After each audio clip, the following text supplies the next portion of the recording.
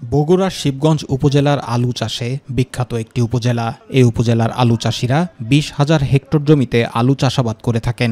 বছরের মার্চ মাস থেকে নভেম্বর মাস পর্যন্ত অধিক লাভের আশায় হিমাগারগুলোতে আলু সংরক্ষণ করেন। প্রতি বস্তায় স্টোর ভাড়া গুনতে হয় ৩৫০ থেকে ৩৮০ টাকা। এবছর আলুর দাম না থাকায় পথে বসার আশঙ্কা শিবগঞ্জের চাষি এবং ব্যবসায়ীদের। দাম না থাকায় হিমাগার থেকে আলু বের করছেন না ব্যবসায়ী ও চাষিরা। সব খরচ বাদ দিয়ে বস্তা প্রতি দাম পাচ্ছে মাত্র ১০০ থেকে ১৫০ টাকা। ব্যবসায়ী ও চাষিদের কোটি কোটি টাকা লোকসান গুনতে হচ্ছে এবছর। ৬০০ টাকা ৬২০ টাকা দাম আলু বিক্রি করে আমার বস্তায় টাকা পাচ্ছি ২৬০ টাকা। ২৬০ টাকা বস্তা তো কিনছে, ৮০ টাকা গাড়ি ভাড়া দিচ্ছি ১০০ টাকা। থাকে কত? আপনি থাকে হলো ৭০-৮০ টাকা।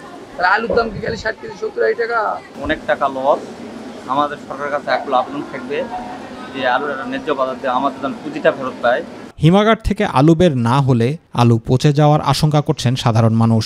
সরকার কর্তৃক নির্ধারিত ২২ টাকা কেজি দরে যদি আলু বিক্রি হতো তাহলে আশার আলো দেখতে পেত ব্যবসায়ী ও চাষিরা। সরকার যে আলু নির্ধারণ করছে ২২ টাকা কেজি, তা বাস্তবায়ন হয় না এবং আমরা আলু কিনলাম ২২ টাকা দরে বেচবো বলে সেই আলু আজ বিক্রি করতে হচ্ছে ১২ টাকা ৫০ পয়সা।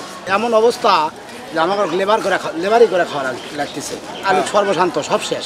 এ বিষয়ে হিমাগার ব্যবস্থাপক জানিয়েছেন, চলতি বছরে এই হিমাগারে ২,৭৫,০০০ বস্তা আলু ব্যবসায়ী ও চাষিরা সংরক্ষণ করেছেন। আলুর বাজার মূল্য না থাকায় ব্যবসায়ী চাষিরা পড়েছেন বিপাকে। সরকার ২২ টাকা কেজি দিয়ে আলুর দাম নির্ধারণ করে দিয়েছে, সে নির্ধারিত দামে কেউ তো আলু বেচতে পারছে না। এমতো অবস্থায় প্রশাসন যদি আমাদের এখানে সে সহযোগিতা দেয় যে ২২ টাকা করে আলু আমরা এখান থেকে নেব এবং আপনার মোকামে যে জায়গাতে আলু বিক্রয় হবে সেই জায়গাতে যাতে তারা নিজেরা লাভ করে বেচতে পারে সেই ব্যবস্থা করাটাই উত্তম হবে। জুবাইর রহমান, মাই টিভি নিউজ।